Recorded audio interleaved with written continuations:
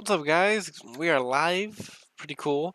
Uh, just before I check out for tonight, I just thought I would talk to you guys about the Star Wars Clone Wars Season 7, Episode 2. I haven't done a video on it yet. I've been kind of busy with stuff, but I thought I would just do a quick live reaction.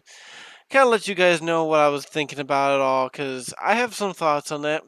Some interesting things I'm not really sure about yet, but things that we need to talk about. So let's get into it just real quick. So, first thing I want to talk about, this episode opens up with the Bad Batch and Rex talking basically about a mission of trying to go rescue Echo. Anakin's going to be on it, which I would say Anakin is really well used in this one. I feel like he has gotten a little harder since Ahsoka left. I feel like that was one thing I wish I would have seen more in season 6. In season 6 of Clone Wars, we did see we didn't really see him react too much to it. And yeah, they're not in chronological order, so it's possible that season 6 was set a lot before, but I don't think so. I think that most of that was set uh, after Ahsoka was left from the Jedi Temple. So when I was looking at this one, uh, I throughout the episode you can kind of see he seems a lot more bitter in a way, and I think it's kind of like he's starting to like go through that more and more. That trying to process what's happening with Ahsoka, and I kind of like to see that subtle character stuff where he's a little more mad, he's a little angrier than he was, and it kind of helps you lead up into Revenge of the Sith better. So with that, uh, this episode starts off with Bad Batch and Rex. They're talking to Anakin about getting permission for the Jedi Council. Anakin then says, "We gotta do that thing, Rex," and Rex is a one-two. But what happens is they go into the barracks. Rex stands out the door to keep watch, while Anakin opens up this Padme, and they have a like Skype call. And it's, traditional stuff. But as you can see, first of all, this is the same uniform that Padme wears when she on Mustafar after she's pregnant.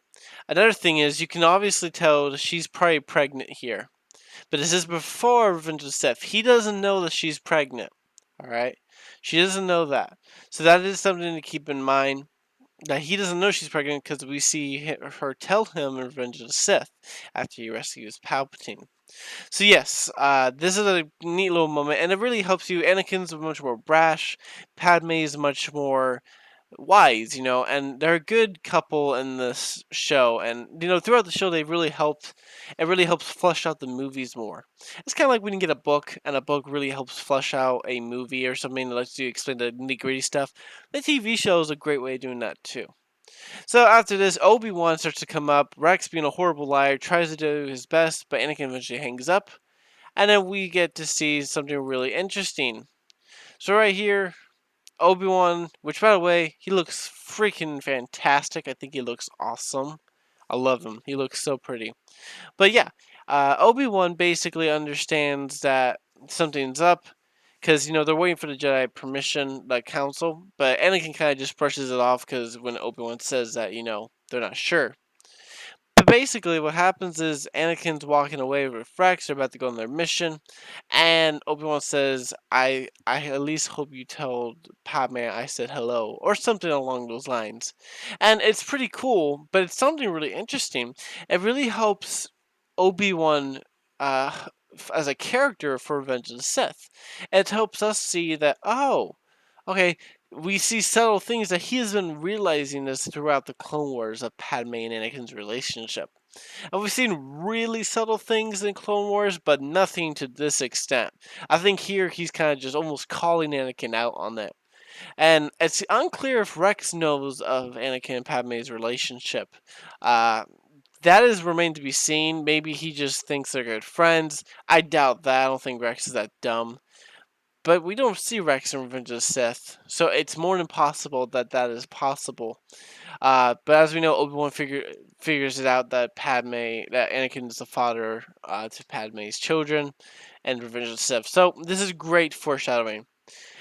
So after all that, Rex and the Bad Batch and Anakin go on a mission. They get on this planet. They meet these weird reptile creatures and the people who worship them, basically. The people basically let them pass after they realize they're just trying to save Echo.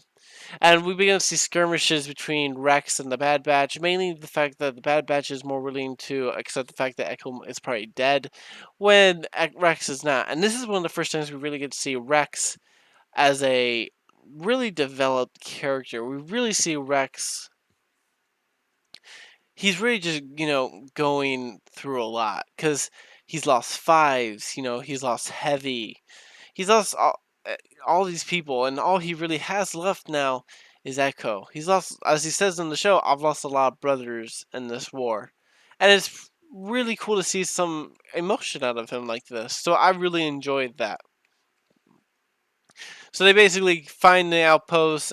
General Trench lets the commander know that they're going to be attack. Bad Batch breaks into the facility. Traditional stuff. Anakin tells them to be quiet, that it's a stealth mission, but the Bad Batch being who they are, they just go in guns blazing. Nothing too crazy happens until the end, where we see Rex finds Echo, and Echo has been plugged into this machine. Very similarly, kind of to Darth Vader, he only has his waist below. He's kind of really pale, icy, kind of like Palpatine and Rise of Skywalker. Cool comparisons there. So Echo's kind of murmuring stuff, and I really like this. This is one of my favorite parts that I noticed, is that Echo is murmuring things from his last mission, which we saw was at the Citadel, and it was really cool seeing him still trying to relive that life, and Rex trying to pull him out of it. It's really cool, and it all ends in a really interesting way. Excuse me. Whew. So yeah, I loved it, guys. It was pretty cool. It was really neat. So that's really all I have for Clone Wars. I thought it was really, really cool. I'm excited to see what's going to be happening in the future for Star Wars Clone Wars. So, thank you guys for watching. I hope you guys enjoyed this video. This live stream, I've been enjoying live streams. They're a lot, just more fresh. I've been trying to stream on Twitch. So, if you want to see that, I usually try to stream between 8 and 10 p.m. And then, that kind of stuff. So I hope you guys enjoyed that. And yeah, I'll see you guys next time. Bye.